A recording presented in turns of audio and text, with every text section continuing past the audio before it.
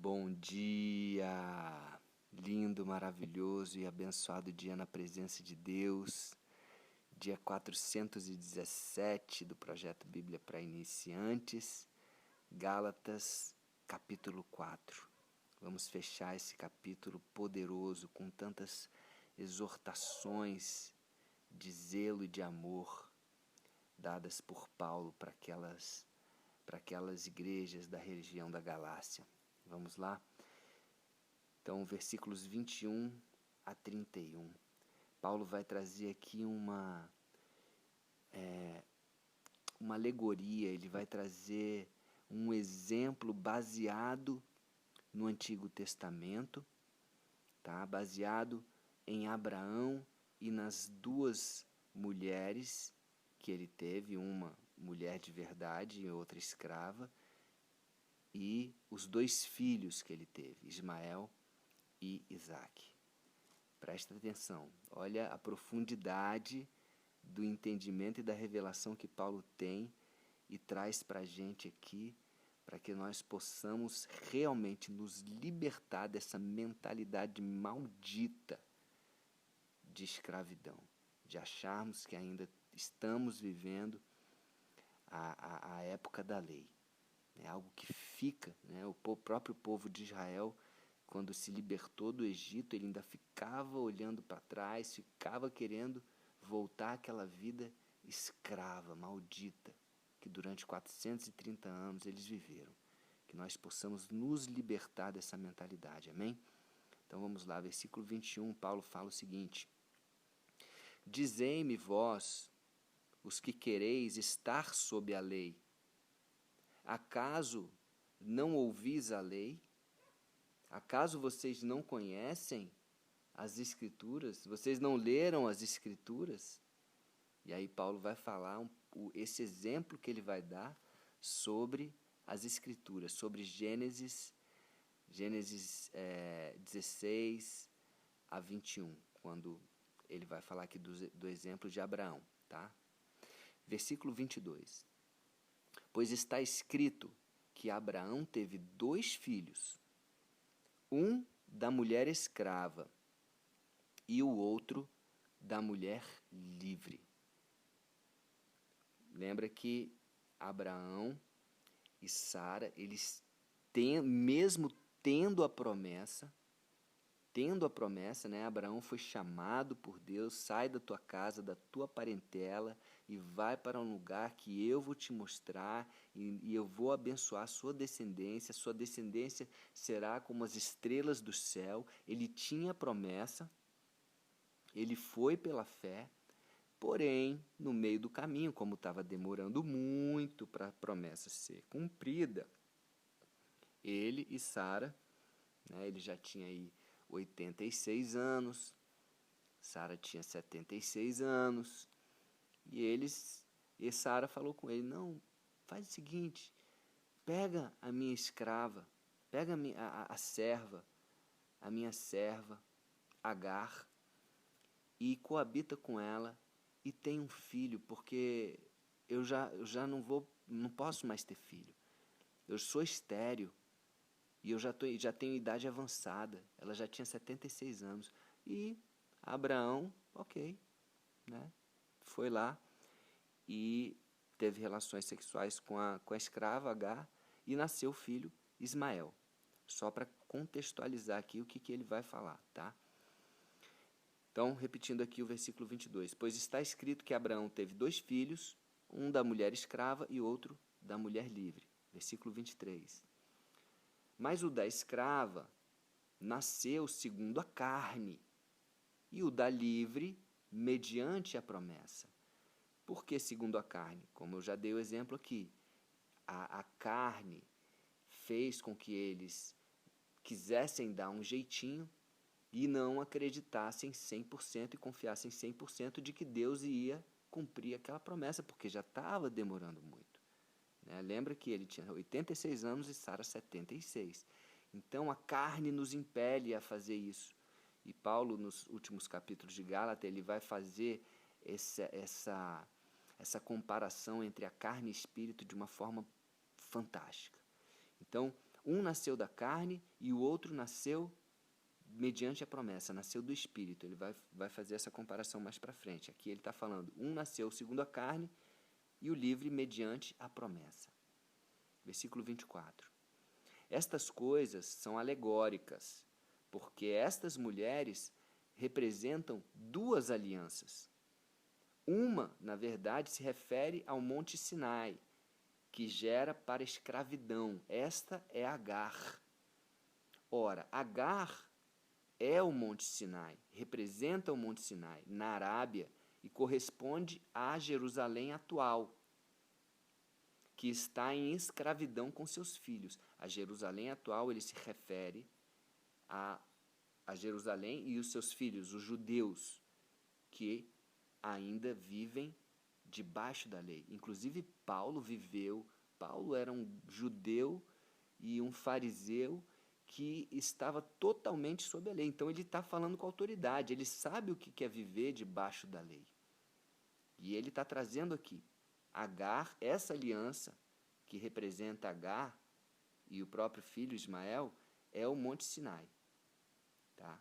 Que representa os filhos de Jerusalém atual, que estão ainda vivendo na escravidão, sob a lei.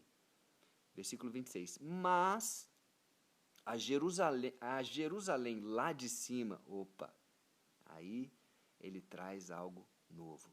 A Jerusalém lá de cima, ou seja, a Jerusalém celestial, a Jerusalém de Deus, a nova Jerusalém, que está lá em Apocalipse, é livre, a qual é nossa mãe. Nossa mãe. Olha que fantástico. Nós temos como mãe essa nova Jerusalém. Então, nós somos filhos dessa promessa, porque a nova Jerusalém ainda vai acontecer. Então, nós somos, como Isaac, também nós somos filhos dessa promessa. Versículo 27. Porque está escrito, alegra-te, ó estéril, isso lá em Isaías, tá? Isaías 54:1. Alegra-te, ó estéril, que não darás à luz, exulta e clama, tu que não estás de parto, porque são mais numerosos os filhos da abandonada do que os da que têm marido. Então, o que ele quer trazer aqui? Isaías, ele se referindo a Isaías, né? A que tem marido e que tem os filhos da carne, né, os filhos naturais, ok, mas a que é estéril, que vai dar à luz, que não dá luz, ela pode se alegrar, porque ela vai dar luz a mais filhos, mais numerosos filhos, do que aquela naturalmente que tem marido. E olha só, eu estava fazendo aqui uma reflexão e me veio aqui à mente o seguinte: tanto Isaac quanto Jesus, eles vieram disso daqui, da estéril. Lembra que Sara engravidou de Isaac com 100 anos, com 90 anos. Abraão tinha 100 e Sara 90 anos. E ela era estéril e já estava na menopausa, né? Não devia nem menstruar mais. Ou seja, era totalmente impossível, naturalmente, que ela gerasse um neném, que ela gerasse um filho. Era totalmente impossível. Assim como Jesus. Totalmente impossível uma mulher virgem engravidar. E olha que bênção, né? Tanto Isaac, filho da promessa, veio do sobrenatural. E Jesus, filho da promessa também, da aliança que Deus fez, também veio do sobrenatural. Uau! Quanto aprendizado a gente pode trazer para a nossa vida. As nossas promessas, elas não vêm do natural, elas vêm do sobrenatural. Então, se Deus tem uma promessa para a sua vida, acredite. Não tente dar um jeitinho, como Abraão e Sara tentaram dar um jeitinho. Acredite, confie, porque vai vir do sobrenatural. Amém? Versículo 28. Vós, porém, irmãos, sois filhos da promessa como Isaac. Olha só, ele está falando para mim e para você. Então, eu e você, nós somos filhos da promessa, como Isaac. Você pode se apropriar disso, fala assim, eu sou filho da promessa. Fala aí comigo, eu sou filho da promessa. Amém? Se apropria disso. Versículo 29. Como, porém, outrora, o que nascera segundo a carne, perseguia ao que nasceu segundo o Espírito. Assim também agora. Lembra que o que nascera segundo a carne, ele está se referindo o quê? A Ismael. Perseguia ao que nasceu segundo o Espírito, que era quê? Isaac. Lembra que lá atrás, em Gênesis 21, 9, Ismael começou a caçoar, começou a fazer brincadeiras, começou a zombar de Isaac. Foi aí que Sara falou para Abraão, ei, não estou gostando disso não, manda Agar e esse teu filho aí, Ismael, despede-os, manda-os para fora do nosso convívio. Abraão não quis fazer, Abraão não queria, mas ele levou o assunto a Deus e Deus falou para ele, Abraão, escuta a sua esposa, faz o que ela está falando, porque a minha descendência, a descendência que eu vou abençoar, vai ser de Isaac. Ismael vai ter a descendência dele também, mas não se preocupa com ele não, pode deixar que eu me preocupo. Olha só. Então aqui ele está se referindo a esse trecho. Paulo falando, o que nasceu da carne perseguia ao que nasceu do Espírito. Assim também agora. E é assim, nós somos perseguidos. Nós que nascemos do Espírito, somos perseguidos por aqueles que são nascidos da carne. Né? Até o próprio Paulo perseguiu a igreja. Enquanto ele era nascido da carne, enquanto ele não tinha nascido de novo, nascido no Espírito, ele estava perseguindo os que eram nascidos do Espírito. Paulo viveu isso na vida dele. Então ele fala isso com toda a autoridade e propriedade aqui. Versículo 30. Contudo, que diz a Escritura? Lança fora a escrava e seu filho. Foi assim que Deus falou para Abraão. Lança fora a escrava e seu filho. Lança fora Agar e Ismael, porque de modo algum o filho da escrava será herdeiro com o filho da livre. Uau! Uau! E Abraão obedeceu a Deus e lançou fora a escrava e seu filho. Então, que nós possamos lançar fora também a lei. Chega, acabou. A lei já teve o seu tempo, já cumpriu o tempo. Então vamos nos libertar da escravidão da lei. Não precisa mais ficar com essas coisas de guardar dias, se fôssemos viver pela lei, imagina cada coisa que está na lei lá, de apedrejar, de matar, olho por olho, dente por dente. Desculpa os latidos aí dos cachorros.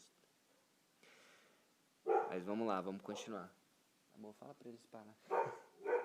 Bom, deixa aí, vai com o cachorro mesmo. Eu estava lendo aqui, Mateus 5, Jesus falando a respeito da vingança, né? Diz a lei, lá atrás, em Levítico, não sei a referência agora, mas eu estava lendo, olho por olho, dente por dente, fratura por fratura, né? O que acontecer tinha que ser pago na mesma moeda. E Jesus falou, ei, não, é um outro tempo. Se alguém te bater no rosto, dá outra face. Se alguém falar para você andar 1 milha, anda 2. Se alguém te quiser a túnica, dá. É a graça, estamos vivendo. Não é mais essa olho por olho, dente por dente. Acabou. Acabou. Agora vivemos na graça. Jesus sendo crucificado e falando, Pai, perdoa-os. Eles não sabem o que fazem. Lembre-se que tantas pessoas estão vivendo essa escravidão. O próprio Paulo viveu essa escravidão, estava cego, fazendo quantas pessoas estão perseguindo a nós, que somos filhos, que somos nascidos do Espírito, que nós não paguemos o mal com o mal, que possamos orar, como Jesus falou, ore pelos aqueles que o perseguem, para que eles também possam nascer do Espírito. Todos têm essa oportunidade. Amém? E versículo 31 para fechar. E assim, irmãos, somos filhos não da escrava, e sim da livre. Amém? Uau, que forte isso. Fala assim, eu sou filho da livre, eu sou filho da promessa, eu sou filho do Espírito. Amém? Então é isso. Hoje demorou um pouquinho mais, porque, uau, é muita profundidade, né, gente? É muita revelação. Né? Paulo realmente é ungido aqui pelo Espírito Santo para nos trazer essas palavras direto do coração de Deus. Olha o poder que isso traz para as nossas vidas. Amém? Vamos nos apropriar disso e viver uma vida livre. E aí, no capítulo 5 e 6, Paulo vai explicar como que devemos viver essa vida livre. Amém? Que faz parte da nossa santificação, que é um processo. Existe a justificação, que nós estamos justificados, e agora ele vai explicar esse processo da santificação, que é nos parecermos cada vez mais e mais com Jesus. Um beijo no coração e até o próximo dia do projeto.